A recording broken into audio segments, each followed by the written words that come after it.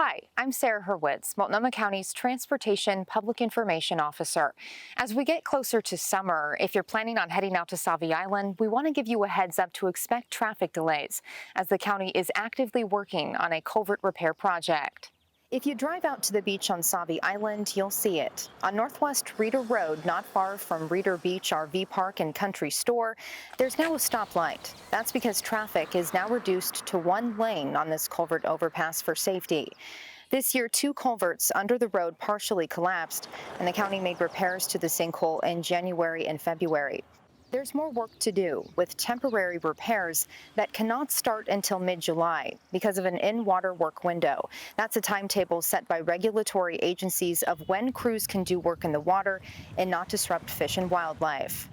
Once work starts this summer and those temporary repairs are completed, we'll be able to reopen this to two lanes. We'll, of course, keep you updated on that timeline.